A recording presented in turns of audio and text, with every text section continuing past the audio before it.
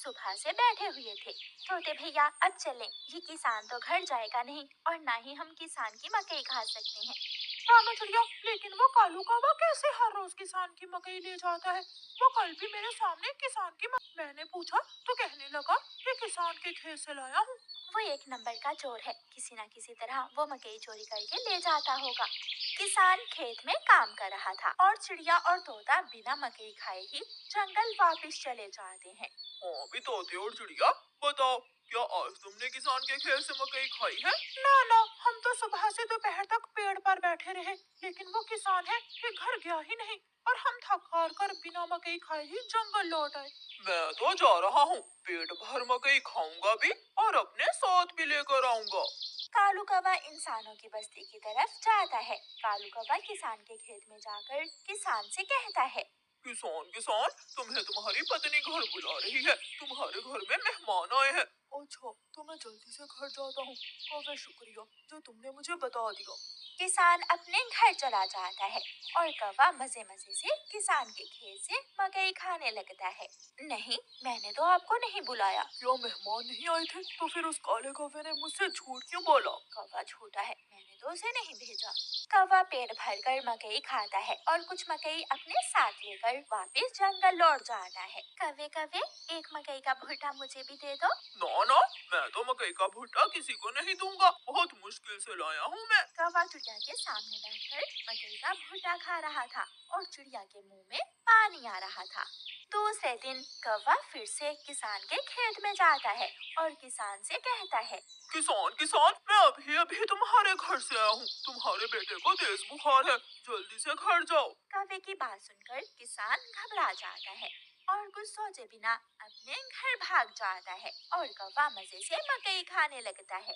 कहाँ है मेरा मुन्ना? मुन्ना तो बाहर खेलने गया हुआ है। क्या मेरा मुन्ना ठीक है?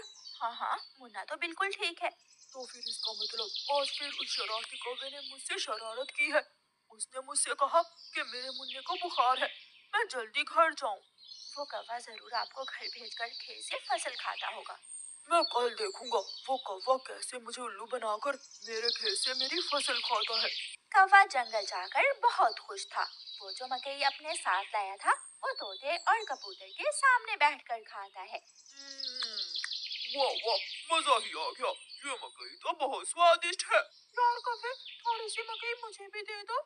हाँ ठीक है, अगर तुम मेरे घर का काम कर दो तो मैं तुम्हें भी मकई दे सकता हूँ।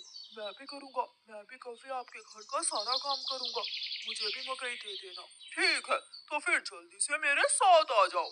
कौवा कबूतर और तोते को अपने घर ले जाता है। तोते, तुम जल्दी से मेरे घर की सफाई सुथराई कर दो और कबूतर तुम जल्दी से मेरे सारे बर्तन धो दो, फिर मैं तुम दोनों को मकई दूंगा।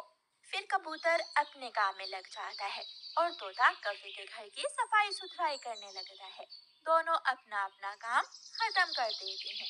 कौवे, मैंने काम कर दिया है, अब मुझे मकई दे दो। मैंने भी काम कर लिया है, मुझे भी मकई दो। कौन सी मकई? चलो भाग जाओ यहाँ से तुम दोनों, मैं तुम्हें कुछ नहीं देने वाला। तुम धोखेबाज हो, तुमने धोखे से हमसे अपना काम करवाया और अब हमें भूखे ही भेज रहे हो। कबूतर और तोता वहाँ से चले जाते हैं। कौवा हर रोज की तरह अगले दिन भी किसान को पागल बनाने के लिए किसान के खेत में चला है। कौवा किसान के पास जाता है और किसान से कहता है, किसान किसान, मैं अभी अभी देख कर आया हूँ, तुम्हारी गाय जंगल की तरफ जा रही है, शायद उसकी रस्सी टूट गई होगी। मेरी गाय को तो शेर खा जाएगा। कौवे, मैं जल्दी से जाकर अपनी गाय को बचाता हूँ। किसान वहाँ से जाता है, लेकिन आज किसान थोड़ी दूर जाकर पेड़ के पीछे छुप जाता है। कौवा किसान के खेत में जाकर मकई खाने लगता है। तो ये कौवे का बच्चा इसलिए मुझे हर रोज किसी न किसी तरह खेत से भेज देता है। जब तक मेरे पास बड़ा दिमाग है, मुझे किसान की फसल खाने से कोई नहीं रोक सकता। किसान के पास बंदूक थी। किसान बंदूक चलाता है और गोली सीधी जाकर कौवे की टांग पर लगती है। कौवा बहुत मुश्किल से वहाँ से भागता है और किसी न किसी तरह अपने जंगल वापस पहुँच जाता है। वो अपने घर के बाहर आकर गिर जाता है। हाय, मर गया, मर गया।